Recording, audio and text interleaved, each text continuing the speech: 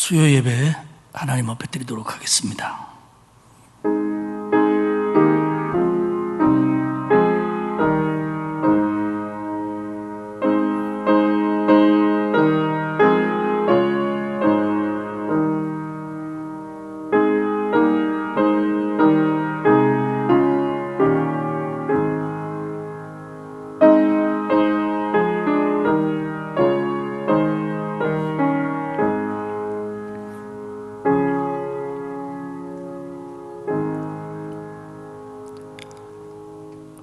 우리를 구원하사 자녀 삼아주시고 코로나19 속에서도 하루하루 지키며 인도해 주시는 하나님의 은혜와 사랑 감사를 드립니다.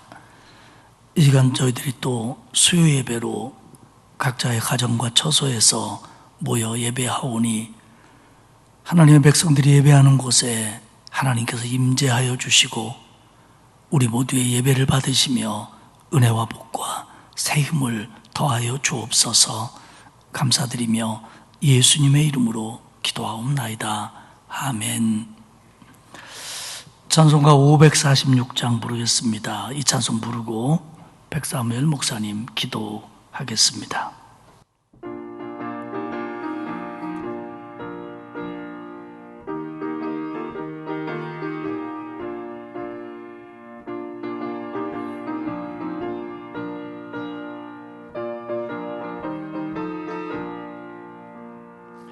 주님 약속하신 말씀 위에서 영원토록 주를 찬송하리라.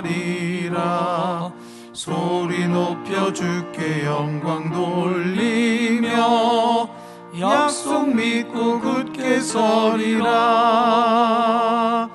굳게 서리 영원하신 말씀 위에 굳게 서리. 굳게 서리 그 말씀 위에 굳게 서리라. 주님 약속하신 말씀 위에서 세상 염려 내게 엄습할 때에 용감하게 힘써 싸워 이기며 약속 믿고 굳게 서리라. 굳게 서리 영원하신 말씀 위에 굳게 서리. 굳게 서리 그 말씀 위에 굳게 서리라. 주님 약속하신 말씀 위에서 영원하신 주의 사랑 힘입고 성령으로 힘써 싸워 이기며 약속 믿고 굳게 서리라. 굳게 서리 영원하신 말씀 위에 굳게 서리. 굳게 서리 그 말씀 위에 굳게 서리라. 주님 약속하신 말씀 위에서 성령 인도하는 대로 행하며 주님 품에 항상 안식 얻으며 약속 믿고 굳게 서리라. 굳게 서리 영원하신 말씀 위에 굳게 서리. 굳게 서리 그 말씀 위에 굳게 서리라. 기도드리겠습니다. 거룩하신 하나님 아버지, 이 시간 하나님 앞에 나와 예배드리게 하시니 감사를 드립니다. 전염병이 심해져 예배당에는 적은 인원만 모여 있고 대부분의 성도들이 온라인으로 예배하지만 영과 진리로 드리는 우리 모두의 예배를 주께서 기쁘게 받으실 줄 믿습니다. 이 시간 우리에게 성령 충만을 허락하셔서 하나님께서 기뻐하시는 온전한 예배를 드리게 하여 주시옵소서. 아멘. 자비하신 하나님, 악하고 패역한 이 땅을 긍휼히 여겨 주시옵소서. 하나님을 두려워하지 않고 자기 소견대로 행동하는 모든 사람들에게 하나님의 밝은 빛을 비추어 주시옵소서. 특별히 우리나라를 기억하여 주시고 코로나19로 고통받는 사람들, 여러 가지 어려움으로 눈물 흘리는 사람들을 불쌍히 여기시어 회복의 길을 열어 주시옵소서. 아멘. 좋으신 아버지 하나님, 우리 강서교회를 지키시고 인도하여 주시옵소서. 하나님을 경외하는 모든 성도들에게 큰 복을 내려주시고 듣는 귀를 열어주셔서 하나님의 뜻을 알고 순종하여 예비된 모든 은혜를 맛보게 하여 주시옵소서. 아멘. 이 시간 강단에 세우신 담임 목사님에게 기름을 부어주시고 선포되는 모든 말씀이 하나님의 말씀 되어 우리 마음에 새겨지게 하여 주시옵소서. 아멘. 예배의 시종을 주님께 의탁드리며 예수님의 이름으로 기도드렸습니다. 아멘.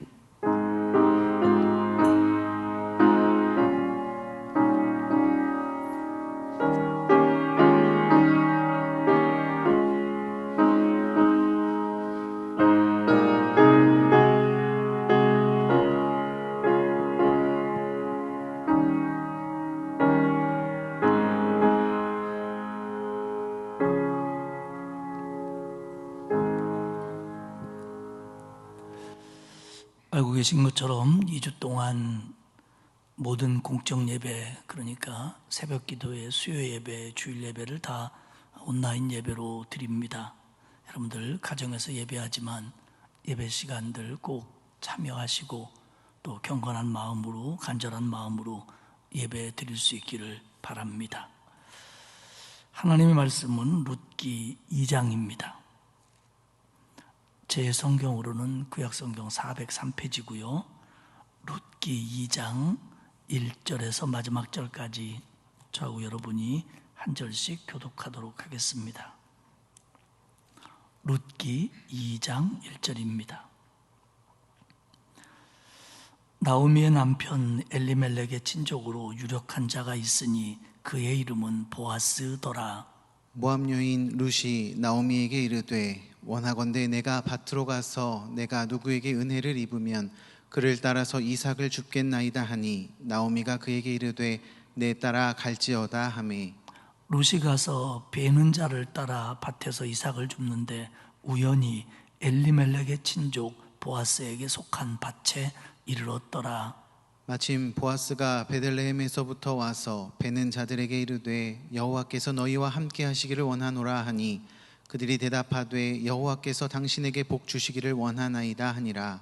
보아스가 베는 자들을 거느린 사환에게 이르되 이는 누구의 소녀냐 하니 베는 자를 거느린 사환이 대답하여 이르되 이는 나오미와 함께 모압 지방에서 돌아온 모압 소녀인데 그의 말이 나로 베는 자를 따라 단 사이에서 이삭을 줍게 하소서 하였고 아침부터 와서는 잠시 집에서 쉰 외에 지금까지 계속하는 중이니이다. 보아스가 룻에게 이르되 내 따라 들으라. 이삭을 주우러 다른 밭으로 가지 말며 여기서 떠나지 말고 나의 소녀들과 함께 있으라. 그들이 베는 밭을 보고 그들을 따르라. 내가 그 소년들에게 명령하여 너를 건드리지 말라 하였느니라. 목이 마르거든 그릇에 가서 소년들이 길어온 것을 마실지니라 하는지라. 룻이 엎드려 얼굴을 땅에 대고 절하며 그에게 이르되 나는 이방 여인이거늘 당신이 어찌하여 내게 은혜를 베푸시며 나를 돌보시나이까 하니 보아스가 그에게 대답하여 이르되 네 남편이 죽은 후로 내가 시어머니에게 행한 모든 것과 네 부모와 고국을 떠나 전에 알지 못하던 백성에게로 온 일이 내게 분명히 알려졌느니라. 여호와께서 내가 행한 일에 보답하시기를 원하며 이스라엘의 하나님 여호와께서 그의 날개 아래에 보호를 받으러 온 내게 온전한 상 주시기를 원하노라 하는지라. 룻이 이르되 내 주여 내가 당신께 은혜 입기를 원하나이다. 나는 당신의 하녀 중에 하나와도 같지 못하오나 당신이 이 하녀를 위로하시고 마음을 기쁘게 하는 말씀을 하셨나이다 하니라. 식사할 때에 보아스가 룻에게 이르되 이리로 와서 떡을 먹으며 내 떡 조각을 초에 찍으라 하므로 룻이 곡식 빼는 자 곁에 앉으니 그가 볶은 곡식을 주매 룻이 배불리 먹고 남았더라. 룻이 이삭을 주우러 일어날 때에 보아스가 자기 소년들에게 명령하여 이르되 그에게 곡식 단 사이에서 줍게 하고 책망하지 말며 또 그를 위하여 곡식 다발에서 조금씩 뽑아 버려서 그에게 줍게 하고 꾸짖지 말라 하니라. 룻이 밭에서 저녁까지 줍고 그 주운 것을 떠니 보리가 한 에바쯤 되는지라. 그것을 가지고 성읍에 들어가서 시어머니에게 그 주운 것을 보이고 그가 배불리 먹고 남긴 것을 내어 시어머니에게 드리매 시어머니가 그에게 이르되 오늘 어디서 주었느냐 어디서 일을 하였느냐 너를 돌본 자에게 복이 있기를 원하노라 하니 롯이 누구에게서 일했는지를 시어머니에게 알게 하여 이르되 오늘 일하게 한 사람의 이름은 보아스니다 하는지라. 나오미가 자기 며느리에게 이르되 그가 여호와로부터 복 받기를 원하노라. 그가 살아있는 자와 죽은 자에게 은혜 베풀기를 그치지 아니하도다 하고 나오미가 또 그에게 이르되 그 사람은 우리와 가까우니 우리 기업을 물을 자 중에 하나이니라 하니라. 모압 여인 룻이 이르되 그가 내게 또 이르기를 내 추수를 다 마치기까지 너는 내 소년들에게 가까이 있으라 하더이다 하니 나오미가 며느리 룻에게 이르되 내 딸아 너는 그의 소녀들과 함께 나가고 다른 밭에서 사람을 만나지 아니하는 것이 좋으니라 같이 하는지라. 읽겠습니다. 이에 롯이 보아스의 소녀들에게 가까이 있어서 보리 추수와 밀 추수를 마치기까지 이삭을 주우며 그의 시어머니와 함께 거주하니라. 아멘.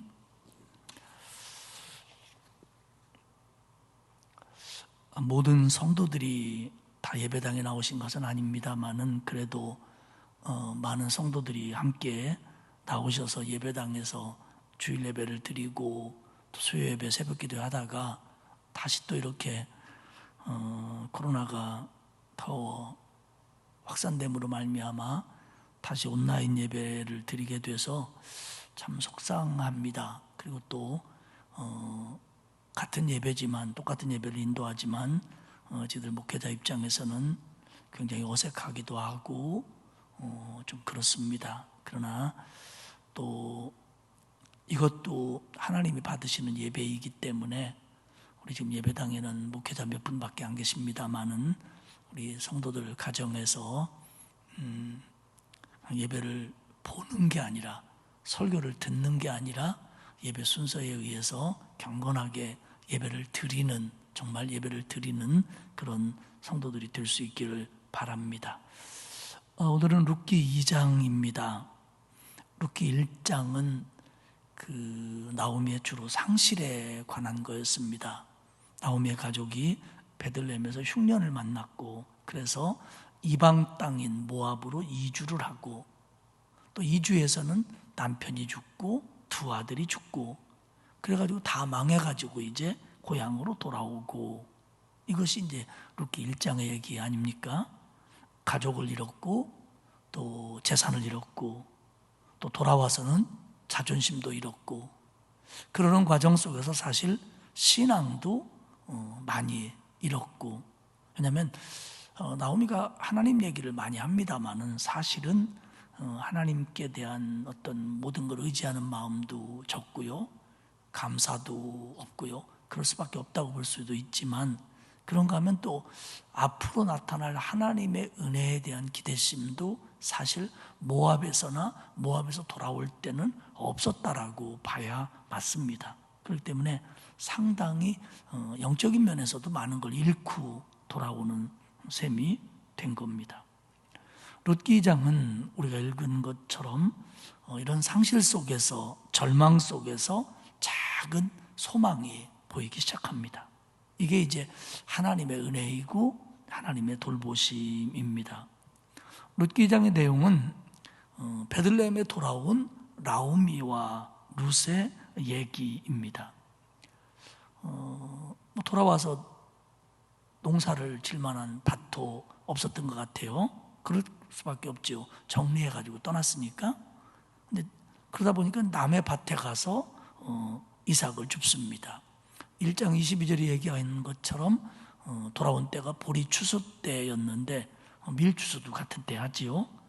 이삭을 주러 갔다가 우연히 시아버지 엘리멜렉의 친족인 보아스를 만나는 내용입니다. 마침 그 이삭을 주러 갔던 그 추수하고 남은 곡식들을 주워다 먹는 그 일을 하러 간 밭이 보아스의 밭이었기 때문에 그렇습니다. 그리고 거기서 이제 룻이 보아스를 만나고요. 룻기의 이야기를 아는 분들은 이제 그 다음 얘기가 어떻게 전개되는지를 압니다. 둘이 이제 속된 말로 뭐 세상적인 표현으로 하면 사랑을 하게 되죠. 그러면 룻과 보아스의 만남, 그들의 사랑 얘기가 룻기의 핵심이냐? 그건 아닙니다. 그건 아닙니다. 룻기는 보아스와 룻 얘기, 나오미와 룻 가정의 상황을 통해서 말하고 싶어 하는 게 뭐냐면 하나님의 은혜를 말하고자 하는 겁니다. 그래서 룻기는 그 인간을 향한 하나님의 사랑을 얘기하는 그런 성경입니다. 많은 성서학자들은 보아스를 통해서 하나님의 사랑을 볼 수 있어야 된다. 예수 그리스도의 사랑을 봐야 된다라고 말합니다. 물론 보아스는 실존 인물입니다. 그리고 족보상으로 보면 다윗 왕의 증조 할아버지입니다. 보아스하고 룻 사이에서 오벳이라고 하는 사람이 태어납니다. 이 오벳이 다윗 왕의 할아버지입니다. 오벳이 이새를 낳고 이새가 다윗을 낳죠. 그러니까 이건 물론 실존하는 인물이고 역사적인 사건이에요. 하지만 여기서 하나님의 돌보심과 하나님의 은혜의 손길을 봐야 된다는 거죠. 그래서 보아스가 룻에게 베푼 이 은혜를 그리스도의 사랑의 모형으로 성서학자들은 봅니다. 그렇기 때문에 룻기는 실제적으로 룻이 보아스를 만나는 사랑 얘기이기도 하지만 하나님이 인간에게 베푸시는 그 은혜의 얘기, 사랑의 얘기가 보다 핵심이라는 겁니다. 이제 은퇴를 하셨습니다만은 리민식 목사님이 쓴 룻기 강해의 제목이 뭐냐면, 그분이 룻기 강해를 써서 굉장히 은혜스럽습니다만은 그 룻기 강해의 제목이 뭐냐면 공로 없이 얻은 구원입니다. 룻기 강해의 제목을 공로 없이 얻은 구원입니다. 그러니까 룻이 보아스에게, 우리가 하나님에게 자격도 없는데 공로도 없는데 그런 사랑과 그런 은혜와 그런 구원을 얻었다라는 것이 룻기의 핵심이라는 겁니다. 은혜가 뭡니까? 은혜는 그것을 받을 만한 자격이 없는 사람에게 베풀어지는 호의, 사랑, 이게 은혜입니다. 자격이 있어 받는 건 은혜라고 할 수 없죠. 받을 만한 자격이 안 되는 사람에게 베풀어주는 사랑, 호의, 이게 은혜입니다. 그러니까 룻은 보아스의 사랑을 받을 만한 자격이 안 됐다는 거죠. 근데 보아스가 그에게 은혜를 베풉니다. 사랑을 베풉니다. 마찬가지로 우리는 하나님의 은혜와 사랑과 구원을 받을 만한 자격이 애초에 없는 사람이에요. 그리고 앞으로도 없을 사람이에요. 그런데 하나님께서 자격이 없는 나에게, 우리에게 구원의 은혜를 베풀어 주시는 거죠. 사랑의 은혜를 베풀어 주시는 거죠. 돌보심의 은혜를 베풀어 주는 거죠. 그 얘기가 바로 룻기다라는 겁니다. 그렇기 때문에 단순한 사람의 사랑 얘기가 아니죠. 단순한 사람의 사랑 얘기라면 뭐 재밌는 드라마는 될 수 있을 거예요, 룻기가. 그러나 성경 말씀이 될 수는 없습니다. 룻은 적어도 룻기 2장에서 베들레헴 땅에 온 룻은 사랑받을 만한 여인이 못 됩니다. 이방 여인입니다. 이스라엘 사람들이 이방인들을 얼마나 우습게 여기는데요. 왜냐하면 선택받지 못한 백성이다, 하나님의 구원이 없는 백성이다. 그래가지고 이방인들이 유대인을 보는 것보다 유대인이 이방인을 보는 것이 훨씬 더 차갑고 냉혹했습니다. 그리고 유대인의 땅에 온 이방인이에요. 지금도 외국인 노동자들이 우리나라에 와서, 또 우리나라 사람들이 미국이나 다른 나라에 가서 사는 게 쉽지 않습니다. 뭐 겉으로는 아무런 문제 없는 것 같지만 우리 뉴스에서 보는 것처럼 인종차별 다 있습니다. 그런데 이때에 하나님의 백성이 아닌 사람으로 여겨지는 사람이 이스라엘 땅에 와서 산다? 이거 쉬운 일 아닙니다. 그런데다가 아무것도 없잖아요. 남편도 없고 자식도 없고 힘도 없고, 그러니까 실패한 가정에 혼자 된 여인이에요. 그 시대의 상황으로는 남들이 호감을 갖고 사랑을 베풀고 은혜를 베풀 그럴 만한 대상이 못 됩니다. 그런데 룻이 은혜를 덧입지요. 우리가 이제 오해하면 안 되는 게 뭐냐면, 룻과 보아스의 얘기를 쭉 보면서 사실은 보아스하고 룻이 나이 차이가 많이 납니다. 그러니까 룻이 젊었으니까, 그래도 괜히 우리가 상상하길 룻은 좀 이쁠 것 같잖아요. 그러니까 이뻤으니까 그래서 보아스가 관심이 있었던 거 아니냐? 아닙니다. 룻이 젊었다고 할지라도, 설사 여인으로서 매력이 있었다고 할지라도요, 미안합니다만은 그런 여자 셌어요. 보아스 정도의 능력이면 얼마든지 그럴 수 있었을 때입니다. 그때가. 그렇기 때문에 무슨 룻이 매력적이고 젊고 이것 때문에 어떻게 그런 호의를 입었다라고 생각하는 건 절대로 룻기를 읽으면서 생각하시면 안 됩니다. 설사 그랬다고 할지라도, 설사 그렇게 매력적인 여인이라고 할지라도. 보아스에 대한 얘기가 2장 1절부터 시작이 됩니다. 나오미의 남편 엘리멜렉의 친족으로 유력한 자가 있으니 그의 이름은 보아스더라. 유력한 자, 직역을 하면 히브리어 하일이 있는 유력한 남자라는 뜻입니다. 하일이 있는 남자. 여기서 하일은 뭐냐면 힘, 세력, 권력, 능력, 부입니다. 그렇기 때문에 여기서 유력하다는 말은 부뿐만 아니라, 경제적인 능력뿐만 아니라 사람의 능력도, 명예까지도 있는 사람이다 라는 뜻입니다. 그러니까 엘리멜렉은 베들레헴 근동에서 부자였고, 그리고 사회적인 지위와 존경받는 평판을 가지고 있는 사람이다 라는 뜻입니다. 그런 보아스가 있어요. 2절은 룻이 이제 나오미에게 이야기하는 걸로 시작이 됩니다. 어머니, 내가 밭에 가서 내가 누구에게 은혜를 입으면 그를 따라서 이삭을 죽는 게 어떻겠습니까? 죽겠습니다. 나 가겠습니다. 이렇게 얘기를 합니다. 그러니까 지금이 추수 때가 됐기 때문에 우리 레위기나 신명기에 보면 하나님의 법이 뭐냐면, 너희들이 이렇게 추수를 하고 나서 하다가 바닥에 떨어진 거, 고랑에 떨어진 거까지 가져가지 말아라. 그건 가난한 사람들이 가져갈 수 있도록 내버려 둬라. 이렇게 이제 규정을 하고 있습니다. 그렇기 때문에 아마도 베들레헴에서도 그런 일들이 어느 정도는 실행이 된 것 같아요. 그런데 레위기 19장 또 23장 신명기 24장을 보면 그 추수한 밭에 가서, 추수 중인 밭에 가서 그 떨어진 나락을 줄 수 있는 사람들이 정해져 있어요. 레위기에 보면 뭐라고 적혀져 있냐면 가난한 사람, 거류민입니다. 거류민은 뭐냐면 외국에서 와서 이스라엘에 살고 있는 사람이에요. 그러니까 지금 가난한 사람, 거류민, 그러면 룻은 두 가지 자격을 다 충족합니다. 신명기 24장에 보면 그런 걸 줄 수 있는 자격이 있는 사람이 누구냐 그러면 나그네와 고아와 과부입니다.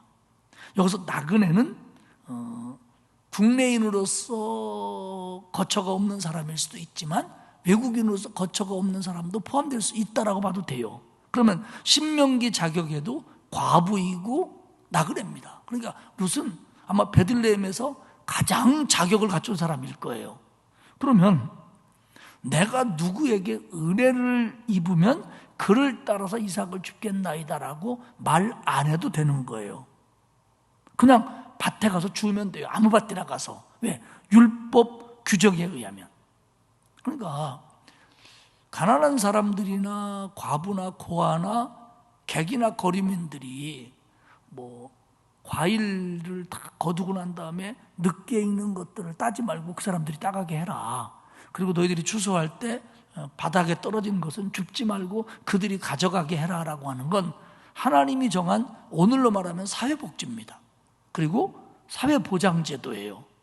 이건 하나님의 율법에 의하면 법이었어요. 그런데 오늘 이 2절의 뉘앙스를 보면 내가 누구에게 은혜를 입으면, 쉽게 말하면 밭주인이 내게 은혜를 베풀어주면, 추수하는 자들이나 밭주인이 허락해주면 내가 가서 이삭을 줍겠나이다 라는 뉘앙스를 가지고 있어요. 왜 그러냐 이거죠. 이때가 사사시대입니다. 다시 말하면 하나님의 율법의 규정은 그랬지만 백성들 사이에서는 100% 지켜지고 있었던 것은 아니었다라는 얘기입니다. 어떤 사람은 예를 들어서 욕심 많은 밭주인은 주지 마 우리가 가져갈 거야 이렇게 할 수도 있었다는 얘기입니다. 사사시대의 특징이 뭐죠? 이스라엘의 왕이 없으므로 자기의 소견에 옳은 대로 행했습니다. 자기 소견에 옳은 대로는 이쁘게 말해서지 리얼하게 말하면 지멋대로입니다. 그때 왕이 없으므로 그 백성들이 하나님을 왕으로 인정하지 않기 때문에 지멋대로 살았다. 이게 사사시대의 특징입니다. 그러니까 정말로 룻이 베들레헴에 갔을 때는 주인이 허락해줘야 줄 수 있는, 혹시 주인이 없으면 일하는 사람들이라도 그래 너 주어, 그렇게 해야 줄 수 있는 그런 때였다는 거예요. 룻도 그걸 알았고 누군가가 나한테 은혜를 베풀어주면 내가 그걸 좀 주어 오겠습니다 라고 이야기합니다. 즉 가난하고 힘없는 사람들이 살기 어려운 때였다는 거예요.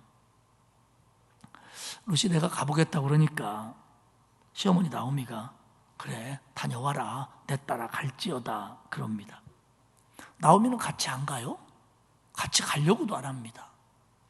성서학자들은 나오미가 왜 그랬겠느냐에 대해서 한 2가지 정도로 봅니다. 하나는 밭에 못 나갈 정도로 나이가 들었거나 건강이 뒷받침되지 않았다, 쓸 거다 이렇게 보는 사람도 있고요. 어떤 사람은 그 정도는 아니다. 그런데 지금 나오미가 베들레헴에 와가지고 아주 의욕상실하고 무기력해지고 그리고 창피하고 속상해서 밭에 이삭 주우러는 못 간 거다 이렇게 봅니다. 그리고 후자의 비중을 많이 둬요.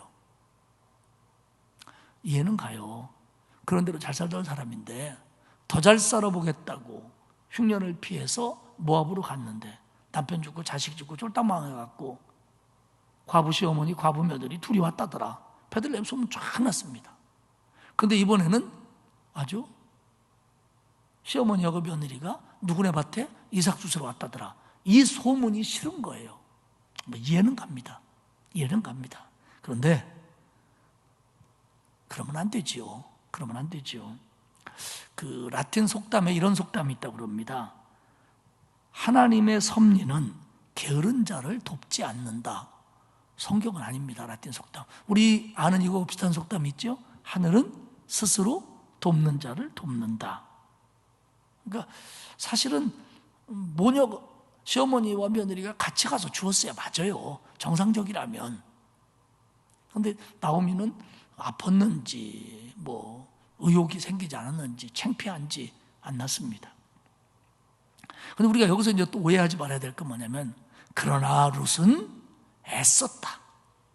뒤에 보면 뭐 조금 쉰 거 말고는 계속 일했습니다라고 하는 그 일하는 사람들이 보고도 하거든요. 애썼다.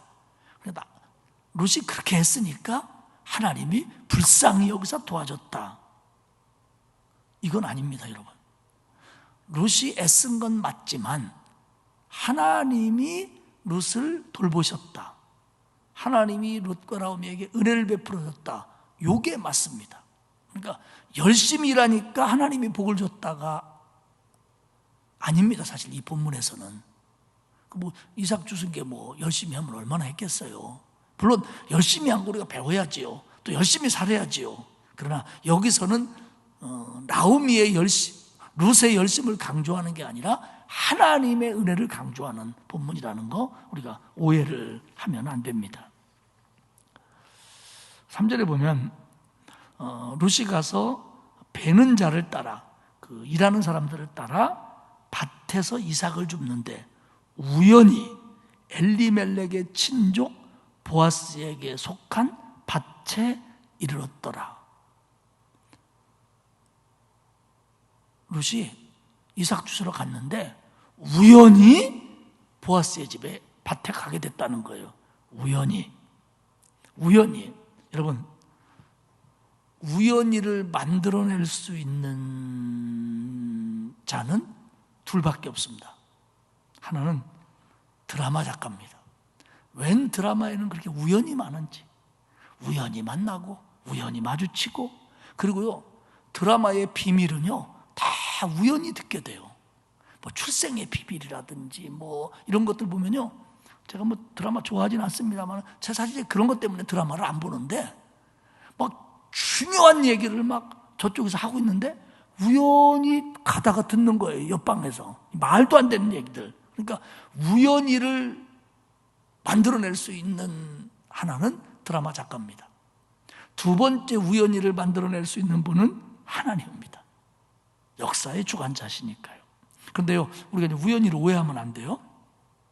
우연히는 히브리어 미클레아인데, 이 미클레아의 뜻은 뭐냐면 운명이 일어나다, 갑자기 덮치다, 이런 뜻이에요. 그런데 이 단어 속에는 기회, 행운이라고 하는 현대적인 개념이 포함되어 있지 않다라고 성서학자들은 말합니다.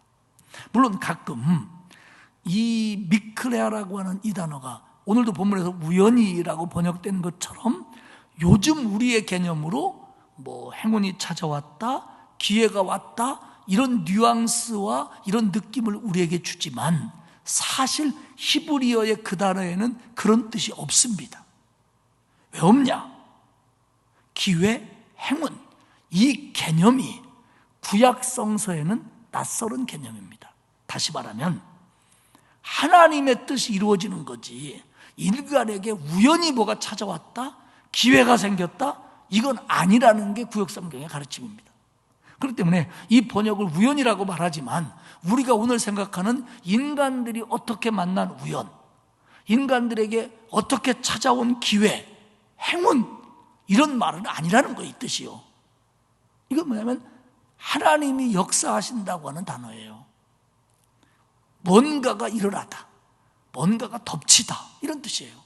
그러니까 우리가 자꾸 세상을 살면서 행운이나 기회나 우연이나 이런 생각들을 갖는데 사실은 이건 성서적인 생각은 아닙니다. 성경은 우리에게 우연은 없어요. 하나님의 뜻입니다. 하나님의 인도하심입니다. 하나님의 계획입니다.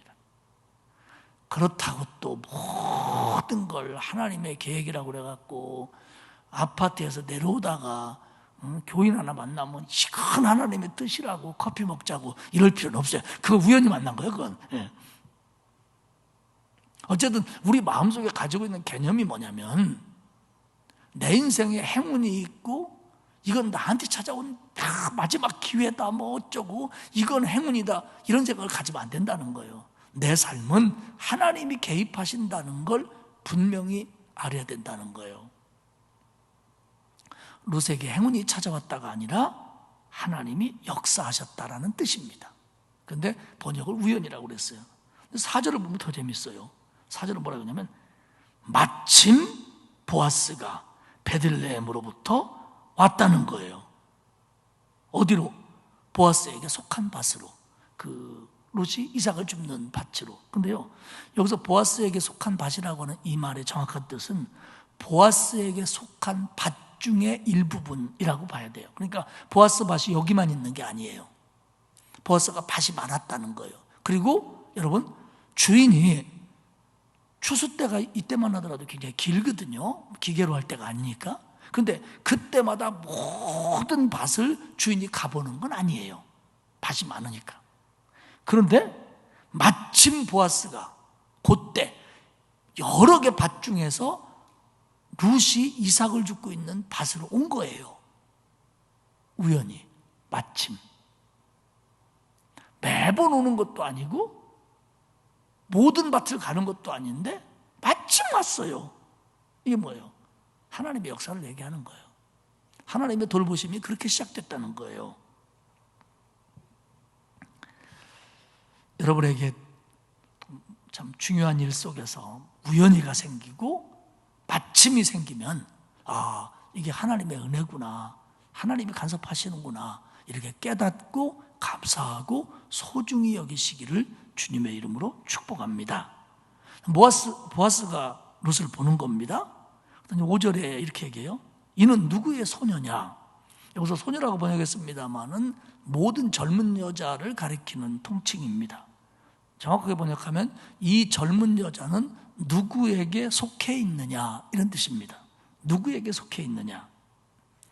보아스가 그 여자에게 특별히 관심을 가졌다, 눈에 확 띄었다 이렇게 생각하면 안 돼요. 왜냐하면 이 베들레헴이 좁은 동네입니다. 그리고 모든 여자들이 와서 다 이삭을 줍는 게 아니에요. 그렇기 때문에 보아스는 웬만하면 그 동네에서 이삭을 줍는 가난한 여인들을 아마 거의 다 알고 있었을 거예요. 근데 잘 모르는 여자가 있으니까 저 여자가 누구냐? 그런데 누구에게 속해 있는 여자냐? 무슨 뜻이냐면 그 당시의 여인들은 스스로의 정체성을 인정하지 않을 때입니다. 그래서 결혼하기 전에는 아버지에게 속해 있는 거고 결혼한 후에는 남편에게 속해져 있는 거예요. 그렇기 때문에 저 여인이 누구에게 속해져 있느냐라는 얘기는 저 여자 누구냐? 누구 부인이냐? 누구 딸이냐? 이렇게 묻는 겁니다. 그래서 6절과 7절에서 그 일하던 일꾼들이 대답을 해요. 저 여자가 나오미와 함께 모압에서 온 모압 여인입니다. 이렇게 얘기를 해요. 그러면 이 일꾼들이 보아스는 모르는데 일꾼들은 나오미와 룻에 대해서 알고 있었던 거냐? 그렇게 볼 게 아니고 그 밭에 와서 이삭을 좀 죽겠습니다. 그러니까 그럼 너는 누구냐? 그랬더니 내가 모압에서 온 여인입니다. 나오미와 함께 왔습니다. 그러니 꼭 좀 죽게 해주십시오. 그러니까 그 사람들이 허락을 한 거예요. 그래서 뭐라고 얘기했냐면 아침부터 와가지고 잠시 쉰 것 빼놓고는 저렇게 열심히 일하고 있습니다 라고 일꾼들이 주인에게 보고를 하는 겁니다. 아마도 룻은 그 남자들에게 굉장히 공손하게 짚는 것을, 왜냐하면 처음 하는 일이니까, 또 아까 말씀드린 것처럼 모두에게 줍게 하는 것은 아니었으니까 공손하게 얘기했고, 그리고 너무 열심히 일함으로써 그 일꾼들이 다 그 상황을 본 겁니다. 그걸 본 다음에 이제 보아스는 지시를 하죠. 아까 말씀드린 것처럼 베들레헴의 부호였고 덕망도 있고 존경받는 그런 유력한 사람이 하찮은 여인에게, 실패해서 돌아온 남편도 없는, 누구에게 속하지도 못한 그런 어떻게 보면 하찮은 여인이라고 해도 될 정도의 여인에게 은혜를 베푸는 겁니다. 8절에서 룻에게 얘기를 해요. 이제 이삭을 주우러 다른 밭 다니지 마라.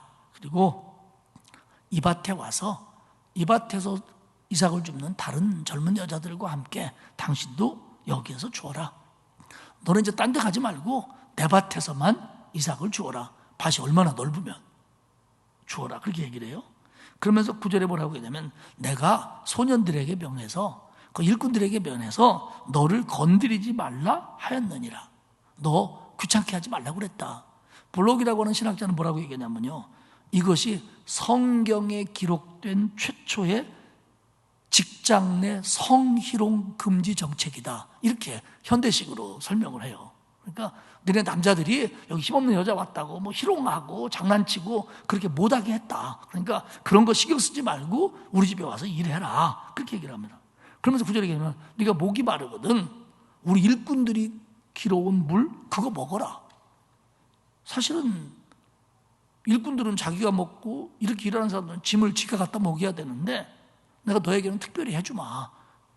너 여기 정황을 잘 모를 테니까 물도 먹고 싶으면 일꾼들한테 달라고 그래라. 그럼 내가 먹게 해주겠다. 얼마나 고마워요.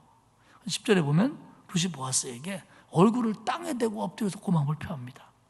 내가 이방 여자인데 어찌하여 내게 은혜를 베푸시며 나를 돌보시나이까.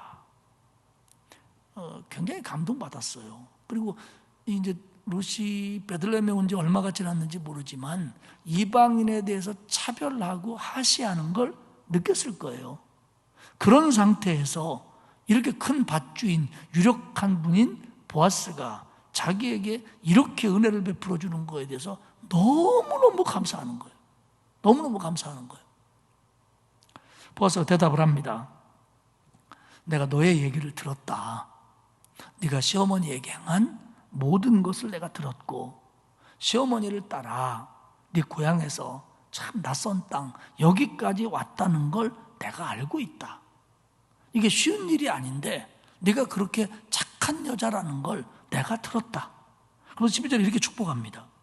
여호와께서 내가 행한 일에 보답하시기를 원하며 여호와의 날개 아래 보호를 받으며 내게 온전한 상을 주시기를 원하노라. 여러분 한번 보셔봐요. 야 이제 너 걱정하지 마. 내가 다 먹게 해줄게. 우리 밭에 와서 일하는데 뭐 그거 못 해주겠냐? 이러면서 자기가 할 수 있는 일을 이렇게 뭐 과장하거나 포장하거나 그러지 않고요. 뭐라고 얘기하냐면 하나님이 네가 행한 일에 보답해 주기를 나는 원한다. 그리고 너를 하나님이 보호해 주기를 바란다. 그리고 하나님이 너에게 온전한 상을 주시기를 바란다. 사랑하는 여러분, 우리가요 세상을 살면서 나 자신에게 관한 것도 그렇고 또 어떤 사람에게 관한 것도 그렇고 내가 아끼는 사람에게도 마찬가지예요. 이 믿음이 먼저 있어야 돼요. 하나님이 저 사람에게, 하나님이 나에게 은혜를 주시고 보호해 주시고, 그러니까 내 계획이나 내 생각을 앞세우기 전에 하나님이, 자식을 기르면서도 내가 얘들을 잘 기를 거야, 공부 잘하도록 뒷받침할 거야 해야죠. 근데 그 이전의 생각을 먼저 뭘 가져야 되냐면 하나님이 이 아이를 지혜롭게 하고 하나님이 이 아이를 좀 책임져 주시고 하나님께서 이 아이를 복되게 해주셔야 된다라는 생각을 먼저 갖고 그 다음에 내가 할 일을 찾아야 된다는 거예요. 물론 보아스는 여기 밭에 와서 일해라, 물 먹어라 라고 얘기했지만 그것이 하나님이 롯을 축복하고 지키신다는 것보다 앞선 행동이다, 그렇게 볼 수는 없어요. 성경에는 먼저 나와 있다고 할지라도.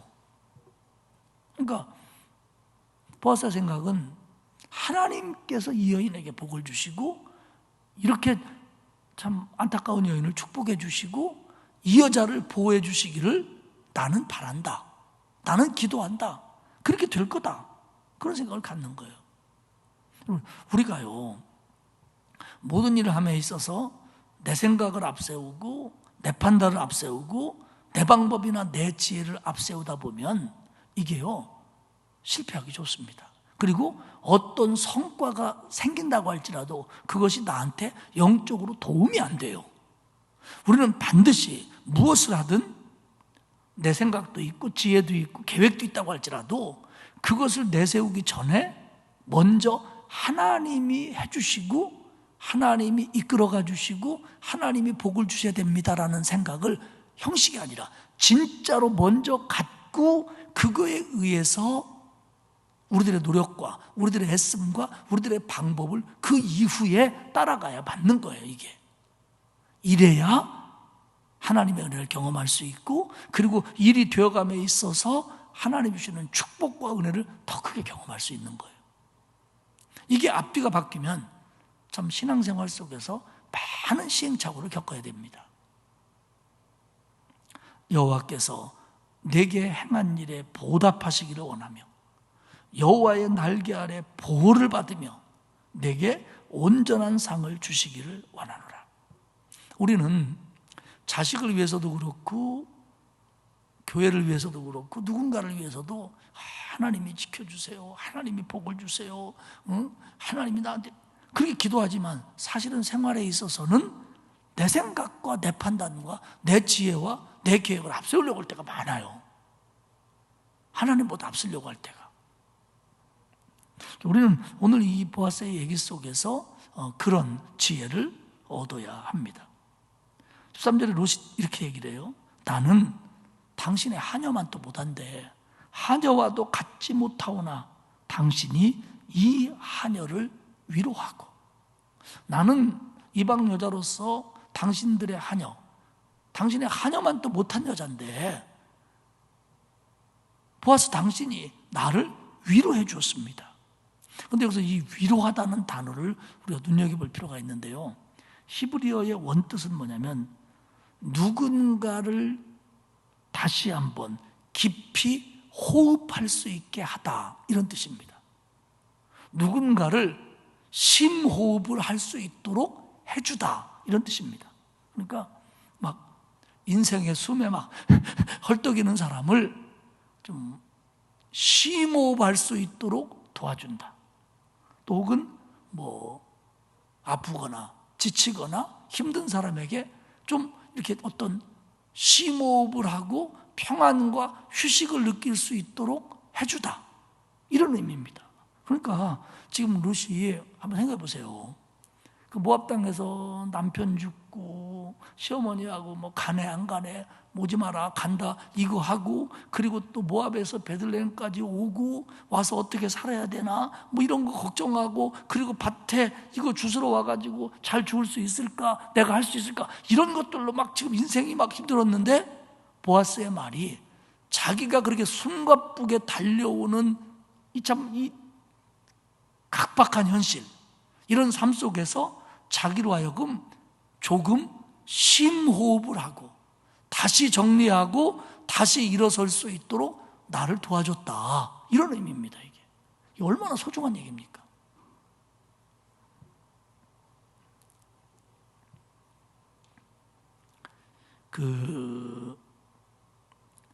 제가 이제 군대에서 제대하고 복학을 했는데 서울신학대학에서, 근데 운동장이 좁다 보니까 뭐 축구 같은 걸 잘 못하고 그 소프트볼을 했어요. 야구 비슷한 거.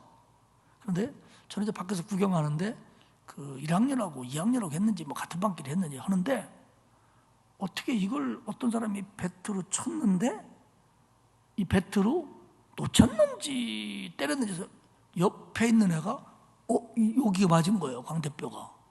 뭐 골절이 되거나 그러지는 않다는데 기절을 한 거예요, 그 맞은 친구가.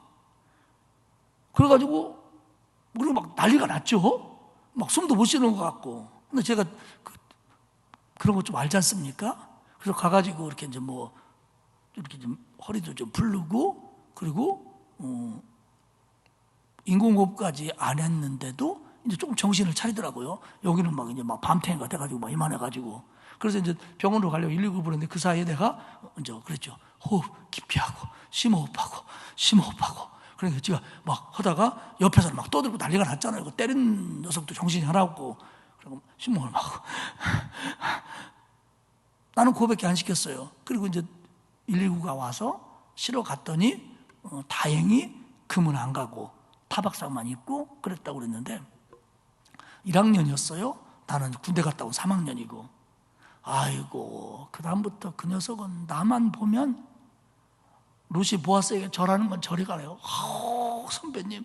선배님 때문에 내가 살았습니다. 아니 뭐 내가 살린 게 뭐 있어요? 나는 다른 거 없었어요. 바지 좀 풀어준 거하고 심호흡하라고 한 거밖에.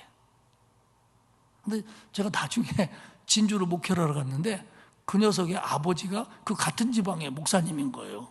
그 목사님 저한테 그러는 거예요. 목사님이 우리 아들 생명의 은인이라며요. 생명의 은인까지는 뭐 그 심호흡, 하여간 심호흡 한번 하게 해주고, 저는 졸업할 때까지 그 녀석과 그 녀석 친구들에게 얼마나 위대한 선배로서 대접을 받았는지 몰라요. 롯이 남들은 어떻게 볼지 모르지만 자기는 그 상황을 거쳐오면서 굉장히 숨가쁘게 달려온 거예요. 숨 한 번 편안하게 못 쉬고. 그런데 보아스의 얘기가, 보아스의 따뜻함이 롯으로 하여금 위로받게 심호흡을 하고 다시 한번 일어설 수 있도록 만들어줬다는 겁니다. 이게 얼마나 중요한 겁니까, 여러분? 보아스는 뭐 밭도 있고 돈도 있고 하니까 그렇죠. 물론 그럴 수 있지요. 하지만 그런 거 없어도 때로는 할 수 있을 때도 있다는 겁니다.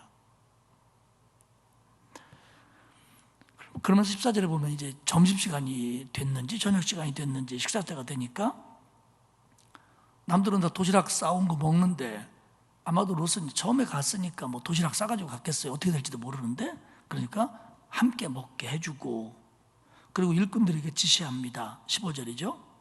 앞으로 저 여인에게 뭐라고 하지 말아라, 책망하지 말아라. 그리고 살짝 곡식 다발에서 곡식을 뽑아서 길에다 좀 버려라. 그러니까 자연스럽게 떨어지는 것만 가지고 걷어가 갖고는 이게 양이 적으니까 너네가 조금 덜 거둔 것처럼 뿌려줘라. 그래가지고 롯이 남들보다 훨씬 많이 거뒀잖아요. 집에 가니까 나오미가 딱 알아보는 거예요. 아니, 이거 누가 돌봐준 거냐? 누구네 밭에서 이렇게 많이 가져왔냐? 그러니까 보았습니다. 그러니까 20절에 얘기해요. 여호와께 복받기를 원한다. 그가 우리에게 은혜를 베풀었다. 그는 우리의 기업을 물을 자 중에 하나이니라. 기업을 물을 자, 고엘이죠. 원말은 친족이라는 뜻입니다. 친족. 근데 구약에서 기업에 물을 자는 뭘 하냐면 그 배상을 해줘야 되고요. 또 어떤 사람이 자기가 친족으로서 기업을 물을 자의 자리에 있는데 어떤 사람이 억울함을 당하면 그를 대신해서 정의를 치러내야 되고요.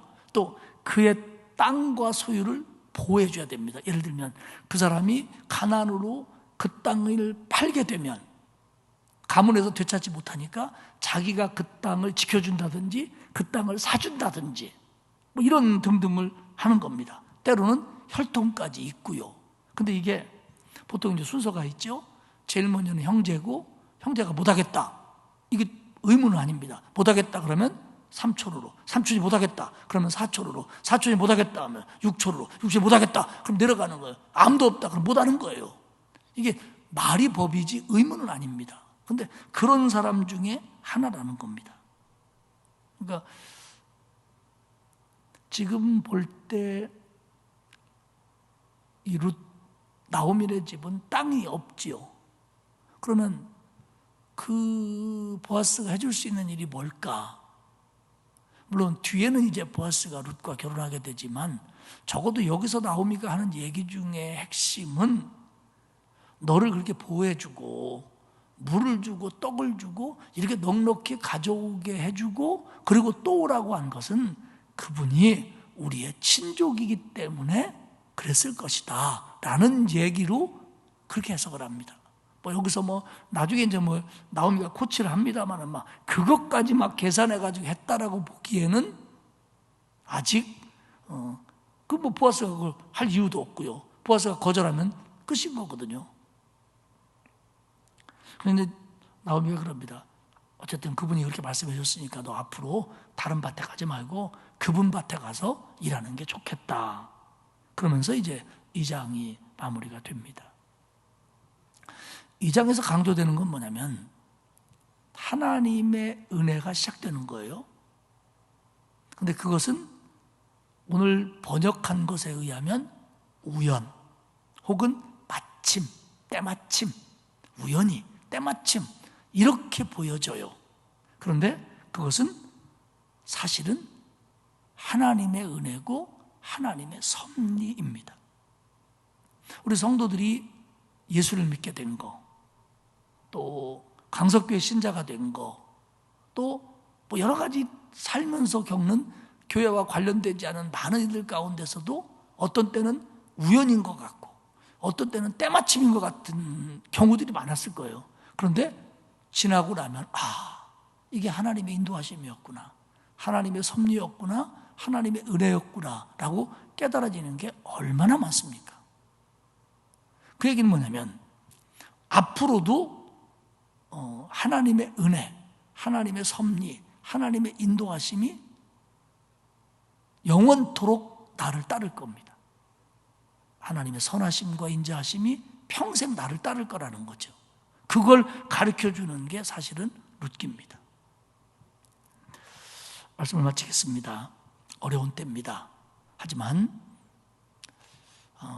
이것도 뭐 우연히 생긴 일이다 이렇게 보기보다는 이런 일 속에서 하나님이 우리에게 주실 은혜가 있고 우리에게 하실 말씀이 있다라고 받아들여야 되고, 그리고 또 어렵지만 하나님은 우리를 인도해 가실 것이다, 또 하나님의 은혜가 반드시 있다 이렇게 믿고 하루하루를 사심으로, 코로나 속에서도 코로나 끝난 다음에 뭐 하나님 앞에 헌신하고 감사하고 좋죠. 하지만 이 코로나 속에서도 내가 할 수 있는 예배, 내가 할 수 있는 기도, 또 내가 할 수 있는 헌신과 선행이 있다면 해야 하는 그런 마음으로 사는 게 더 중요하다고 생각을 합니다.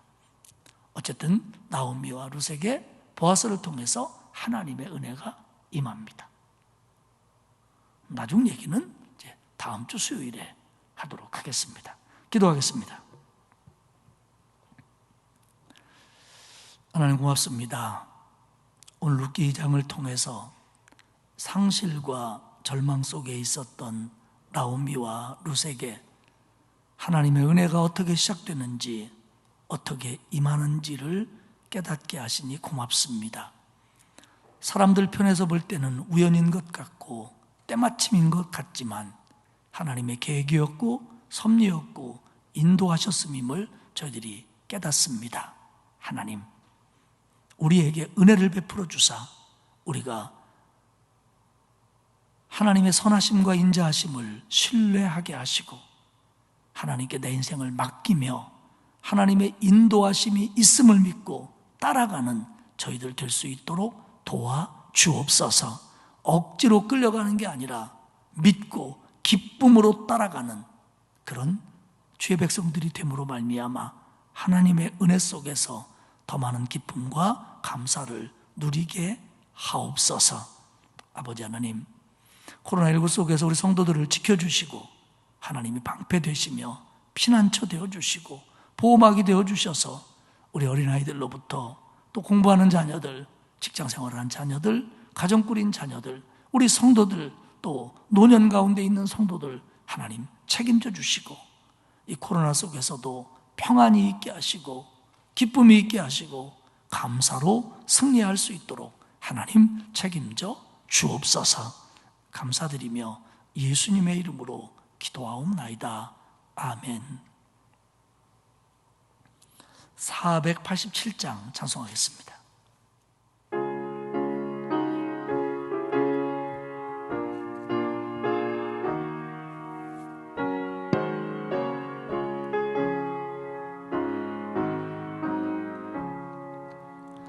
어둠 후에 빛이 오며 바람 분 후에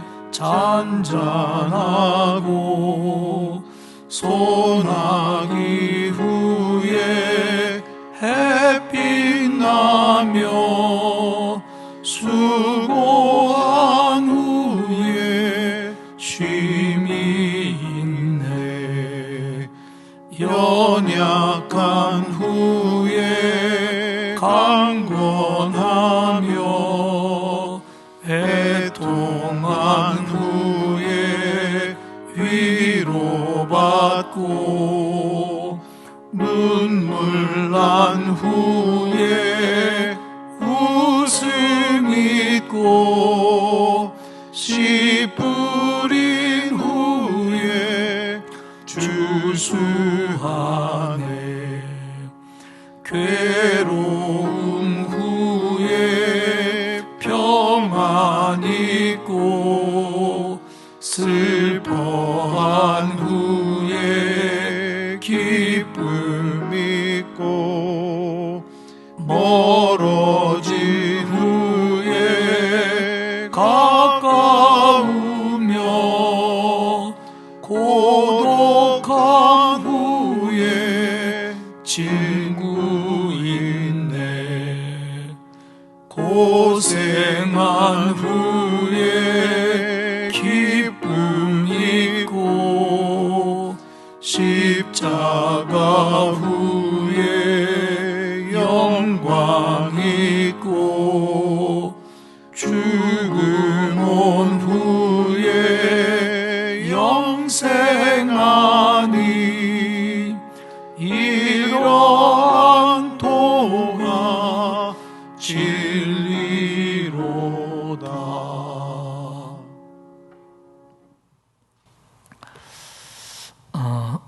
여러분, 코로나19 속에서 개인 방역에 힘쓰시고 방심하지 말고 조심들 하시고, 특별히 이런 때는 우리가 하나님 앞에 좀 겸허해야 됩니다. 그래서 우리의 사는 방식이나 마음가짐도 좀 더 겸손하고 겸허하게 하루하루를 보낼 때에 하나님께서 우리를 긍휼히 여기시며 이런 기간들이 길어지지 않도록 은혜를 베풀어 주실 줄 믿습니다. 여러분들 꼭 기도하시면서 하나님 이 기간이 길어지지 않게 해달라고, 그래서 다시 예배당에 나와서 예배드리고 기도할 수 있게 해달라고 여러분들 또 남은 한 주간도 기도해 주시기를 바랍니다. 기도하겠습니다. 하나님 고맙습니다. 오늘도 수요 예배로 우리를 불러주셨으니 감사합니다. 예배드린 모든 성도들에게 은혜와 복을 주시고 정말 하나님의 은혜와 섭리를 믿으며 하나님을 신뢰하며 순종하며 따라가게 하옵소서. 코로나19 속에서 우리 성도들을 지켜주시고 이럴 때에 우리가 더욱 겸허하게 하나님을 구하며 찾으며 기도할 수 있도록 도와주옵소서. 정말 예배당에 나오고 싶어도 나오지 못하는 이 기간들이 더 이상 길어지지 않도록 하나님 다스려 주시고 하나님 우리에게 긍휼을 베풀어 주옵소서. 성도들의 가정, 살림살이, 직장과 사업도 하나님께서 지켜 주옵소서. 감사드리며 예수님의 이름으로 기도하옵나이다. 아멘. 하늘에 계신 우리 아버지, 아버지의 이름을 거룩하게 하시며 아버지의 나라가 오게 하시며 아버지의 뜻이 하늘에서와 같이 땅에서도 이루어지게 하소서. 오늘 우리에게 일용할 양식을 주시고 우리가 우리에게 잘못한 사람을 용서하여 준 것 같이 우리 죄를 용서하여 주시고 우리를 시험에 빠지지 않게 하시고 악에서 구하소서. 나라와 권능과 영광이 영원히 아버지의 것입니다. 아멘.